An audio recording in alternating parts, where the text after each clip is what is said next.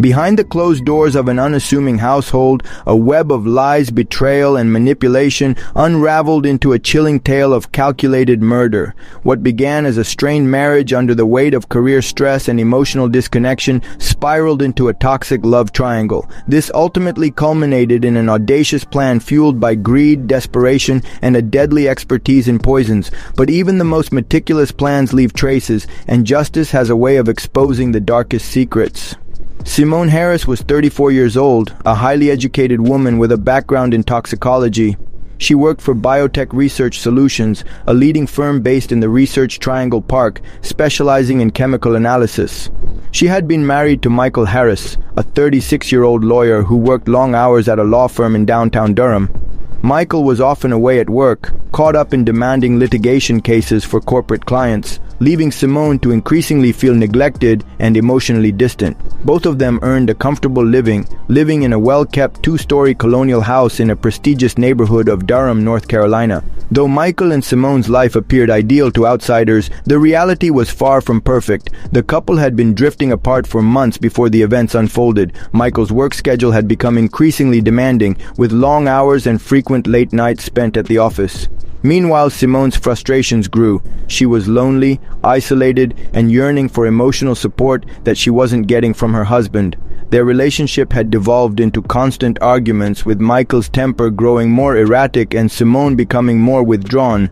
The lack of connection in their marriage set the stage for a dangerous turn of events. In early 2023, Simone, feeling increasingly isolated and emotionally neglected by her husband Michael, began seeking solace elsewhere. In February, she joined an online forum dedicated to art lovers, looking to distract herself from the growing emotional rift between her and Michael. It was there that she met Damon Reeves, a 29-year-old aspiring painter with a passion for art and a relatively carefree lifestyle. Despite his financial struggles, Damon charmed Simone with his witty, carefree attitude and his deep understanding of art. Simone and Damon's initial conversations were centered around their mutual interest in art and creative expression. However, as their online exchanges became more frequent, their conversations turned personal. Simone shared her dissatisfaction with her marriage and the emotional distance she felt from Michael, while Damon confided in her about his financial struggles and his desire to break free from his difficult circumstances. This emotional vulnerability fostered a bond between the two, and their online chat soon turned flirtatious, with both exchanging intimate details about their personal lives. The affair had begun, but it was still secret. Simone kept her interactions with Damon hidden from her husband, believing it was just an innocent escape from her frustrations. By March 2023, Simone and Damon had developed a deep emotional connection. They began meeting in person, starting with casual encounters, such as visiting art galleries and attending local events in Durham. These meetings soon grew more intimate, with the chemistry between them undeniable. Simone, who had been feeling emotionally starved in her marriage, found herself drawn to Damon's carefree nature and the attention he lavished on her. He made her feel special in a way that Michael no longer did. Their relationship quickly turned physical, with their first intimate encounter taking place in April 2023. After a day spent together at a local baseball game, the couple shared a passionate kiss, marking the official beginning of their affair. As Simone spent more time with Damon, her distance from Michael grew. She would leave the house under the guise of going to work, but often found herself at Damon's apartment or out on secret dates. Simone began to neglect her duties as a wife and focused instead on her new relationship. While Michael remained oblivious to his wife's infidelity, the emotional and physical affair with Damon only intensified. Simone, now feeling liberated and adored, had little hesitation in pursuing this relationship. In the early months of their affair, Simone began to see Damon not just as a romantic partner, but also as someone she felt compelled to help financially. Damon, an aspiring artist with little financial stability, struggled to pay rent, buy supplies for his artwork, and manage his everyday expenses. Despite her own financial responsibilities at home, Simone felt sympathy for Damon and believed her money could make a difference in his life. In April 2023, Simone transferred $1,500 to Damon under the pretense of helping out a friend in need. By the time summer arrived, the loans had escalated. Simone began dipping into the joint savings account she shared with Michael, withdrawing larger sums, sometimes up to $2,000 at a time. Damon used this money to cover his rent and to purchase art supplies, though some of it also went toward his personal lifestyle. Simone justified her actions, convincing herself that it was a temporary arrangement. She told herself that she was simply doing a good deed, and besides, the money was hers to spend as she wished. However, Michael was beginning to notice the unusual withdrawals from their account, especially when bills began to go unpaid. Simone, aware of her husband's growing suspicions, became evasive when questioned about the transfers, assuring Michael that they were simply covering unexpected costs.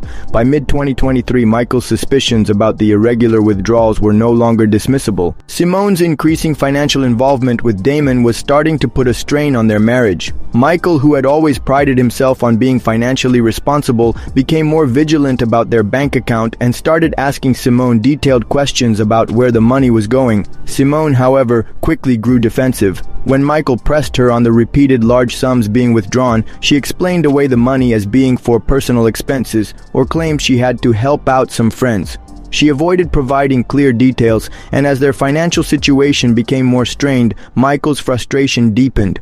The stress from the financial tension seemed to exacerbate his pre-existing health issues. He started complaining of chest pains and feeling unusually fatigued, but Simone, while concerned, was also relieved that his declining health might act as a cover for her actions. Despite the mounting strain, Simone continued to send Damon money. It was an investment in her affair, and she convinced herself that her financial support was necessary to maintain the relationship. She was also growing more distant from Michael emotionally, further driving a wedge between them. As the months passed and Simone's dissatisfaction with her marriage to Michael deepened, she became more fixated on the idea of freeing herself from him, not through divorce but through a much darker and more permanent solution. Michael's health issues, which had been worsening, provided Simone with an opportunity to carry out her plan without raising suspicion. Her plan to kill Michael was calculated and cold-hearted. Simone knew that Michael's health problems were already contributing to his frailty and frequent fatigue. He suffered from chronic stress and had a history of heart disease, and his doctors had warned him that stress could trigger a fatal heart attack. Simone saw this as an opportunity to subtly introduce poison into his system in a way that would seem like a natural cause of death. Simone had access to various poisons from her work in a toxicology lab. Her knowledge of how toxins worked, how they could be ingested and leave little trace, made her feel both empowered and detached. After some research, she settled on aconitine, a potent alkaloid found in monkshood plants, which can cause heart arrhythmias and cardiac arrest if ingested in sufficient amounts. It's nearly undetectable in routine autopsies, making it the perfect weapon for her. Simone planned the poisoning to be slow and gradual. She would administer small doses of aconitine mixed into Michael's coffee, which he drank regularly, and over time, his body would begin to fail, making it seem like he was succumbing to the chronic health issues that had plagued him for years. This would give her the perfect alibi. No one would suspect foul play, and she would soon be free of him. Simone's plan was set into motion in late June 2023. At first, she was cautious, adding only tiny amounts of the poison to Michael's coffee. Her intention was to observe his reaction to see if there were any signs that the poison was having an effect. Michael began to complain of feeling unusually tired and had bouts of dizziness, but he attributed these symptoms to his ongoing health problems. He even started to sleep more, finding it difficult to get out of bed in the mornings. Simone maintained the role of the caring wife, encouraging him to rest and reassuring him that it was just stress causing his symptoms. She even offered to make his favorite meals to lift his spirits, all the while slipping the poison into his food. As the days went on, she slowly increased the dosage, watching as Michael's condition worsened. His chest pains became more frequent and his fatigue was almost constant. Simone reassured him that his doctors would help him recover, though inwardly she knew he was getting weaker with every dose of poison. Michael's medical appointments, which had once been an effort to find a solution to his condition, now became opportunities for Simone to continue her facade of concern. She took him to his regular checkups, where his doctors noted that his heart seemed weaker, but they chalked it up to stress and a lack of sleep. Simone's manipulation was seamless. She ensured that everyone believed Michael's death was inevitable due to his health problems, and no one suspected the truth. Simone was now fully invested in her role as the grieving wife, playing playing her part flawlessly in front of family, friends, and even the medical professionals. Michael's gradual decline was now being attributed to his chronic heart condition, and Simone made sure to reinforce this narrative. Every time Michael complained about not feeling well or showed signs of fatigue, Simone would act concerned, offering him reassurance, medication, and even meals to help him feel better. Simone had mastered the art of deception, and she used her charm and manipulative nature to keep anyone from questioning her actions. She carefully ensured that Michael's doctors and family believed that his death was simply a result of his long-standing health issues. She deflected any suspicions, pointing to his heart problems and increasing stress levels as the causes of his decline. Simone continued her affair with Damon in secret, always careful not to let her double life interfere with her public persona. Meanwhile, Damon was playing his part too. He had distanced himself from any obvious signs of involvement in Michael's death, acting as if he were merely a supportive friend. He even expressed sympathy for Simone, knowing that once Michael was gone, he could be by her side full-time. He encouraged Simone to keep up her charade, telling her that everything was moving according to plan and that soon they would have the life they both desired. Simone's facade of concern and grief continued to deceive everyone, but little did she know that her actions were starting to raise suspicions in the people closest to her. Michael's death had been the culmination of months of Simone's careful planning and meticulous execution. She had watched as his health deteriorated, all the while subtly introducing poison into his system, ensuring that no one would ever suspect foul play. By the time he collapsed on the evening of September 10, 2023, Michael's body had already been subjected to gradual but lethal poisoning. Simone, playing her part as the grieving wife, immediately dialed 911 when Michael collapsed, clutching his chest. She screamed for help, urging the operator to send an ambulance immediately. As the paramedics arrived and worked on Michael, trying desperately to save him, Simone stood by, overwhelmed with grief, but deep down, a sense of satisfaction and relief was beginning to seep in. The man who had caused her so much stress and disappointment was finally gone, and soon she would be free to pursue the life she'd always dreamed of with Damon. The paramedics attempted to revive Michael, but it was clear that he had passed before they had even arrived. The cause of death appeared to be a cardiac event, in line with his prior health issues. The authorities didn't immediately suspect foul play, and Simone was allowed to proceed with her plan to have Michael cremated, as he had supposedly wished. She handled all the arrangements, ensuring that every detail was taken care of swiftly. Simone's outward show of grief was convincing. She cried, held on to Michael's family, and gave an emotional eulogy at his funeral. Everyone who knew them was heartbroken for her, but no one suspected that Michael's death had been anything other than a tragic natural consequence of his heart condition. However, what Simone didn't realize was that her actions, no matter how well concealed, would eventually catch up with her. Though Simone was successful in presenting her husband's death as an unfortunate but inevitable result of his heart problems, Brianna, Michael's younger sister, felt something was off. Brianna had always been close to Michael, and she knew him better than anyone. Despite Simone's outward show of grief, Brianna couldn't shake the nagging feeling that something didn't add up. Brianna began scrutinizing the details of Michael's decline in health. She knew he had been struggling with his heart condition for years, but his rapid deterioration in the final months of his life seemed strange. Michael was always a fighter, and despite his health issues, he had managed to stay active for much longer than most doctors expected. Brianna found it hard to believe that Michael had simply succumbed to his heart condition so suddenly and completely. Her suspicions were further aroused by the cremation arrangements. Brianna found it unusual that Simone had insisted on having Michael cremated quickly, without a funeral or proper memorial service. There was no time for anyone to investigate, no chance to ask questions. Simone's push for expedience seemed out of place, even for someone in grief. Brianna began asking around and even looked into toxicology reports, eventually coming across information about poisons that could mimic symptoms of heart failure, like fatigue and chest pain. Determined to get to the bottom of her suspicions, Brianna contacted a private investigator to look into Michael's death. The investigator, after some preliminary research, advised Brianna to pursue an autopsy. Brianna insisted, knowing that this was the only way to determine if foul play had been involved. Simone resisted the autopsy, but it was clear that Brianna wasn't backing down. She had a gut feeling that Michael's death was no accident. With the help of Michael's family and legal support, Brianna succeeded in getting the autopsy authorized. What was supposed to be a formality quickly became the catalyst for uncovering the truth. The toxicology toxicology report from Michael's autopsy shocked everyone who had believed his death to be a result of heart failure. The report came back with a critical finding. Aconitine, a poison often used in traditional Chinese medicine, was found in his system. Aconitine is highly toxic and can cause symptoms like heart irregularities, fatigue, dizziness, and shortness of breath, symptoms that had been present in Michael for months leading up to his death. This revelation caused the investigation to take a dramatic turn. Aconitine is not something that someone would accidentally ingest, and the amount of the substance in Michael's system indicated that he had been poisoned over time. The investigators began to look into Simone's life more closely, focusing on her behavior, relationships, and financial transactions. They soon discovered several alarming things. First, they looked into Simone's financial records. They found that she had been transferring large sums of money from their joint accounts into her personal accounts. Many of these transfers seemed to coincide with times when Michael had been particularly ill, and it became clear that Simone might have been using Michael's declining health as a cover for her increasing financial freedom. Second, they found that Damon, Simone's lover, had received substantial amounts of money from Simone during the months leading up to Michael's death.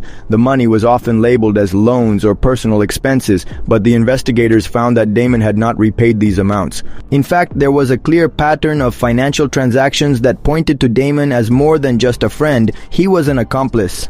Lastly, the investigators found evidence of online searches Simone had conducted on her phone. She had searched for substances that could mimic heart problems and how to use poisons discreetly. There were even emails between Simone and Damon discussing their plans for the future, with hints about the life insurance payout once Michael was out of the picture. This overwhelming collection of evidence pointed directly to Simone as the orchestrator of Michael's poisoning and Damon as an accomplice. Simone had thought she was invincible, but the combination of her financial manipulations, toxicology results, and communications with Damon had painted a clear picture of the crime. As the evidence against Simone mounted, the authorities turned their attention to Damon. He had been a key player in Simone's plans, and the investigators knew they needed to break him. Damon had been cooperative at first, claiming he had only been a friend to Simone and had no knowledge of any murder plot. But with the mounting evidence, Damon could not continue to deny his involvement. The authorities presented Damon with the undeniable proof: the financial transactions, the emails, and Simone's search history. After hours of intense questioning and confrontations, Damon finally cracked. He admitted to his role in the plot, confessing that he had known from the beginning that Simone was poisoning Michael. He had not only been aware of Simone's plan, but had actively encouraged her to go through with it. Damon confessed that he and Simone had been in love, and that they had plotted Michael's death to claim his life insurance and start fresh together. He admitted to being fully complicit in the plan, offering moral support, and even helping Simone cover up the poisoning by offering excuses for Michael's declining health. Damon's confession solidified the case against Simone, and he agreed to cooperate with the investigation in exchange for a plea deal.